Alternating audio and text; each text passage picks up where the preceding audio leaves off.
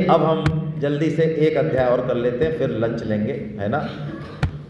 अगला अध्याय जो है ये है आपका क्षेत्रज्ञ। बस मैं 15 मिनट में पूरा कर रहा हूँ, है ना। कितना समय हो गया?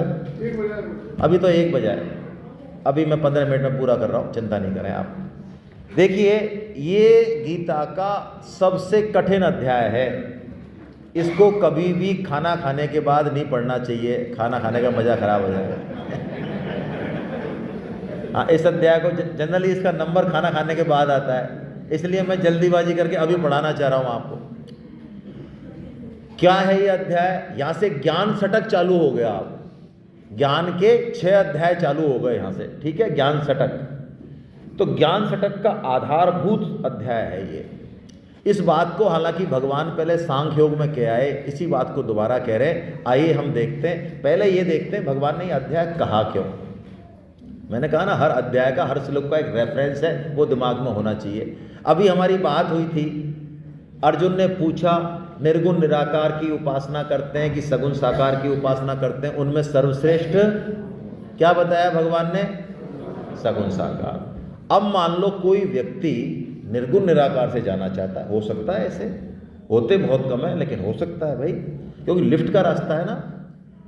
तो निर्गुण निराकार की साधना में जो भगवान ने कहा कि क्लेश होता है, क्लेश, तो क्लेश क्यों होता है? कि देहाभिमान के कारण होता है।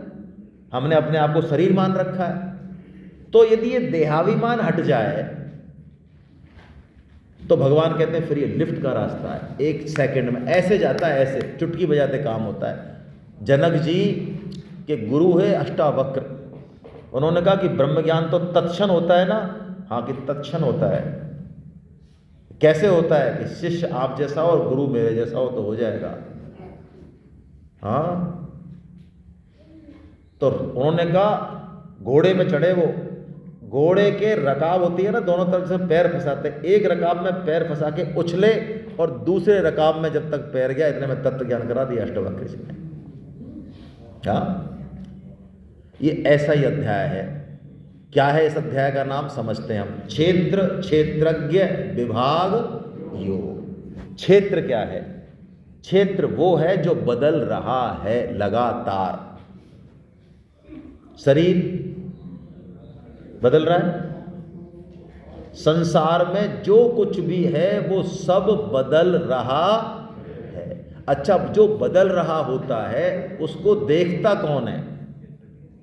जो बदल रहा होता है वो देखता है, या जो नहीं बदल रहा होता है वो देखता है? बहुत गहरी बात है, पकड़ो। दोनों कैसे देख सकते हैं भाई?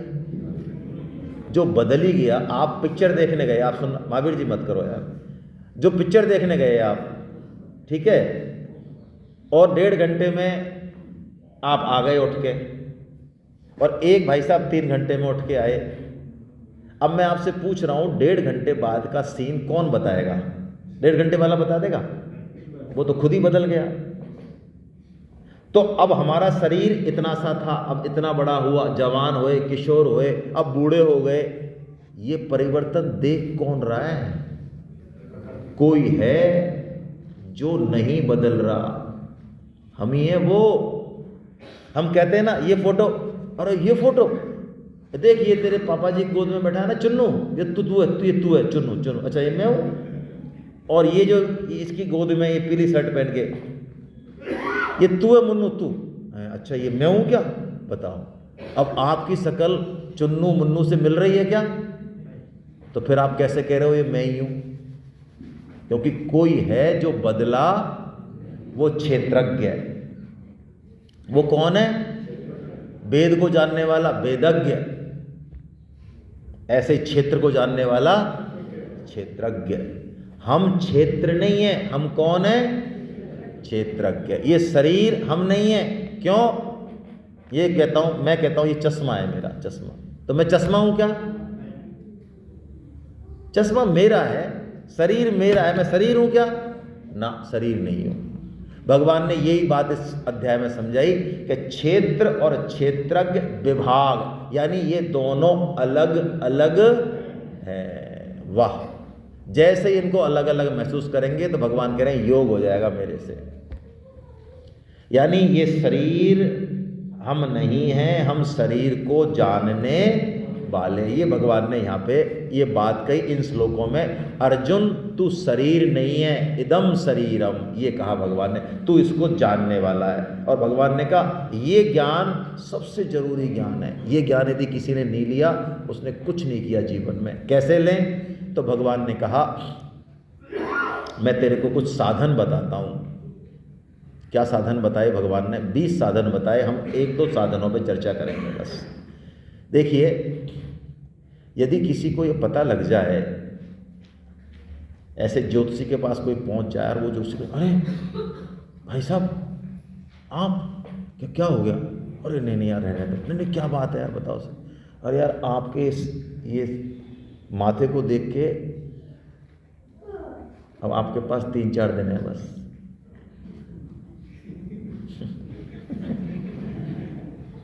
और वो ज्योतिषी ऐसा है, उसकी एक भी बात अब तक झूठी नहीं हुई। और उसने कह दिया वैसे 3 दिन है, तीसरे दिन शाम को 5 बजे। अब बोलो, अब कहीं मन लग रहा है संसार में? अब कोई टेंशन है किसी से? भाई साहब ये आदमी बहुत खराब है, ऐसी टेंशन है किसी के? ये भाई साहब ये बेटा हमारी बात नहीं मानता है, ऐसी कोई टेंशन है? अब कोई तरह की कोई समस्या है? बस यही है। भगवान ने सूत्र दिया हमको, नीचे नीचे की लाइन पढ़ रहा हूं मैं बस। जन्म मृत्यु जरा व्याधि दुख दोषानुदर्शनम। भगवान ने दर्शन करने के लिए नहीं कहा, किसके लिए कहा? अनुदर्शन कर। किसको? जन्म को, मृत्यु को, जरा को। और जन्म में बहुत दुख होता है, हमको तो नहीं पता, माताओं को पता है। शास्त्र कहता है माताओं को जितना पेन होता है, कष्ट होता है, उससे कई गुना बच्चे को होता है। हम तो भुलक्कड़ भाई साहब हैं। मृत्यु में शास्त्र में लिखा है जैसे एक बिच्छू डंक मार दे तो कितना दर्द होता है, ये वो बताया जिसने बिच्छू डसा हो। तो शास्त्र कहता है 1000 बिच्छू एक साथ डंक मारते हैं, इतना दर्द होता है जब प्राण निकलते हैं नीचे से। और हम सबके प्राण नीचे से निकलते हैं प्राय, यदि गीता नहीं पढ़ रहे हैं तो। यदि भगवान का आश्रय नहीं है, सदगुरु का कृपा नहीं है तो। ऊपर से है तो अलग बात है। जरा क्या है? बुढ़ापा। बोलो, कुछ कहने की जरूरत है? नाई कितने बाल? बैठ जा बेटा थोड़ी देर, आए जाए अभी कट के। व्याधि, कोरोना भाई साहब, व्याधि तो कौन सी कम है जो व्याधि है। इनको भगवान कहे तू अनुदर्शन कर। अनुदर्शन मतलब, अनुदर्शन कैसे करें महाराज?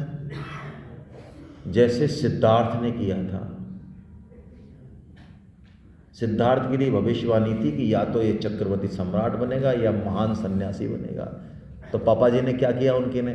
जैसा हम करते हैं। आज हमको कोई घोषणा कर दे कि ये बेटा तुम्हारा आरएसएस में जाएगा, सन्यासी बनेगा, तो बोलो राजी या बेराजी? हेलो, कोई कहे ये गीता पढ़ के ये जाएगा, सीधा जाएगा भगवान की तरफ, तो बोलो क्या हाल है आपके? हेलो। भगत सिंह दूसरे घर में जिए। यदि हमारा बेटा बेटी भगवान में लग के अपने लक्ष्य को प्राप्त हो रहा हो तो हम ऐसे हैं कि रोएंगे और पीटेंगे, मातम मनाएंगे, मातम। और 80 लाख का पैकेज छत पर खड़े होकर नाचेंगे। गीता पढ़ने के बाद भी यही हाल है। अनुदर्शन ये है, सिद्धार्थ जाता है, उसको सब बंद कर दिया, लेकिन एक दिन निकला वो। यशोधरा के बच्चा हुआ था उस समय, यशोधरा विश्व सुंदरी थी उस समय की। गया तो सारथी से पूछा क्या है ये? तो बुढ़ापा है महाराज। बुढ़ापा? ये क्या होता है बुढ़ापा? ये लाठी टेक के चल रहा है यार, इसकी स्किन कैसी है, कैसी हड्डी दिख रही है इसकी, कि बुढ़ापा है महाराज। ये तो सबको आता है, कि मुझको भी आएगा? अरे तुम कोई लाट साहब हो क्या? तुमको नहीं आएगा। यशोधरा भी बूढ़ी होगी मेरी। हाँ, यशोधरा भी बूढ़ी होगी। फिर आगे गए, अर्थी मिली, ये क्या है? ये मर गया महाराज। मर गया मतलब अरे खत्म हो गया, बस चेतना खत्म हो गई, प्राण निकल गए। तो क्या मैं भी? अरे फिर वही बात, आपको स्पेशल हो गया। यशोधरा भी, ये मेरा अभी 7 दिन का जो शिशु हुआ है, इतना प्यारा, ऐसी मेरी तरफ मुस्कुरा, ये भी? हाँ वो भी। जो जन्मा है वो मरेगा भाई। ये अनुदर्शन है। सिद्धार्थ से गौतम बुद्ध हो गए। हमारे सामने कितना ही जन्म हो जाए, कितनी ही मृत्यु हो जाए, कितनी दिए की बैठक समाचार पढ़ लें, हम नहीं बदलेंगे। मरने की बात नहीं कर रहे हैं, बात ये कर रहे हैं कि जब ऐसा तांडव हो रहा है चारों तरफ, कौन से दिन में मौत नहीं आती, किस मोहल्ले में मौत नहीं आती, किस उम्र में मौत नहीं आती। बच्चा जन्मते मर जाता है, गर्भ में मर जाता है, 80 साल, मतलब शर्मा जी जा रहे हैं, गुप्ता जी जा रहे हैं, अरोड़ा जी जा रहे हैं, सक्सेना जी जा रहे हैं, सभी तो जा रहे हैं भाई। ये अनुदर्शन है, डरने की जरूरत नहीं है। अनुदर्शन का मतलब है जिस दिन अनुदर्शन हो गया, एक एक सेकंड यूज होगी, यूज सदुपयोग होगा। मजाल नहीं कि इधर उधर शिकायत करते घूमे। अब भगवान कह रहे हैं अर्जुन, असली कारण जो क्षेत्र क्षेत्र का जो मिटने आपस में ये जो हमने मान रखा, इसका कारण है संग। ओहो संग, ये क्या है महाराज? देख अर्जुन, तेरे को जो कुछ देते हैं ना, तेरे संग ये बीमारी है, जो कुछ देते हैं उसको तू पकड़ लेता है यार। संग, शरीर दिया पकड़ लिया, पद दिया पकड़ लिया, विद्या दी, विद्या को भी अपनी अरे तेरे को जो चीज देते हैं वही पकड़ लेता है, छोटे बच्चे की तरह। छोटे बच्चे को कुछ भी दो, जो हाथ पैर हिला रहा है शिशु है, उसको कुछ भी दो हाथ में, वो क्या करता है उसको, और बस यही हमारे हाल है। अरे भाई ये जो संग तू कर रहा है ना, संग संसार का, इससे ही तेरा जन्म होता है, इससे ही मरता है। यदि कोई संग नहीं करे तो वो जन्म मरण हो ही नहीं सकता। स्वामी जी कितना बढ़िया उदाहरण देते हैं। अब हमारी सेमिनार 5 बजे, 5:15 बजे मान लो पूर्ण हो, 5:30 बजे, 5:30 का टाइम है, और उस समय हमारे जो है रत्नेश जी मान लो अपना मोबाइल भूल जाएं, और 200 लोग हैं हम। अब रत्नेश जी मोबाइल भी बढ़िया वाला रखते हैं, 80-90 का। तो अब बताओ यहाँ 5:30 बजे बाद यहाँ आएगा कौन? रत्नेश जी यहाँ हमारे क्या लेने देना, हम थोड़ी जाएंगे।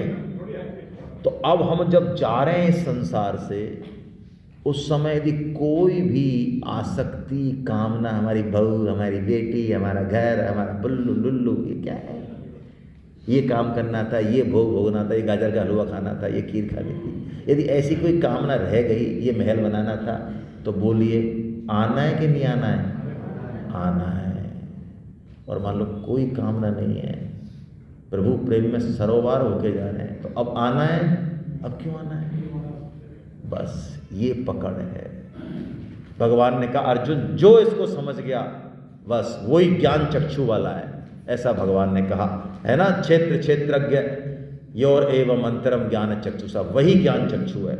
और इसको समझने के लिए भगवान ने ये उपाय बताया।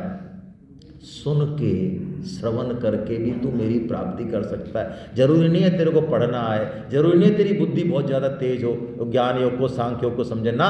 भगवान ने चैलेंज किया यहाँ, अन्य तू एवं अजानंत है श्रुत्वा अन्य वो पासते ते अपि चाति तरंते मृत्युम श्रुति परायणा। मृत्यु को तर जाएगा वो व्यक्ति, कौन? जो श्रवण परायण होगा, श्रुति परायण होगा। वाह क्या बात है! सुनने से, हाँ सुनने से, केवल सुनने से, हाँ केवल सुनने से। भाई ये जो हम सुन रहे हैं ना, भगवान गीता के अंत में घोषणा करेंगे कि 2 दिन हमने ज्ञान यज्ञ किया है, ऐसे ही हमने समय नहीं खराब किया। यहाँ पे क्या किया हमने?